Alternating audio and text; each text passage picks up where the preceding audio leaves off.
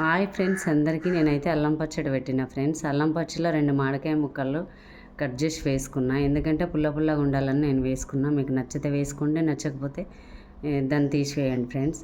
నేను ఒక చిన్న బౌల్, స్మాల్ సైజ్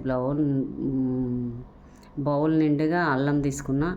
మళ్ళీ అదేవిధంగా అదే బౌల్ నిండుగా ఎల్లిపాయలు తీసుకున్నా. అదే బౌల్ నిండుగా చింతపండు తీసుకున్నా. అదే బౌల్ నిండుగా ఒక కారం తీసుకున్నా ఫ్రెండ్స్.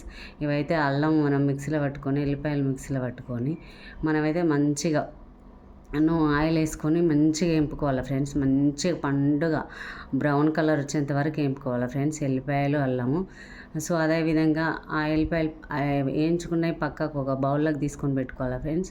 అదే చింతపండు మనం మిక్సీ పట్టుకోవాలి ఫ్రెండ్స్. మిక్సీ పట్టుకొని 2 ఆయిల్ కప్పులు వేసుకొని బాండి పెట్టుకొని బాండీలో ఆ నీరు పోయేంత వరకు మంచిగా అది ఫ్రై అవ్వాలి ఫ్రెండ్స్. చింతపండు ఫ్రై అయినాక అది తీసి అది పక్కకి పెట్టుకోవాలి. మళ్ళీ పచ్చడికని ఆయిల్ వేసుకోవాలి ఫ్రెండ్స్. ఆయిల్ వేసుకొని ఆయిల్ కాగినాక మనం పోపుకు ఒక 15 ఎల్లిపాయలు, ఆవాలు, జీలకర్ర వేసుకొని తర్వాత నూనె కాగినాక ఇవన్నీ కలుపుకున్నాక ఆ నూనె ఇందులో పోసుకోవాలి ఫ్రెండ్స్. ఓకేనా? Bye friends. నచ్చితే లైక్ చేయండి ఫ్రెండ్స్, షేర్, సబ్స్క్రైబ్ ఫ్రెండ్స్. ఓకేనా? బాయ్.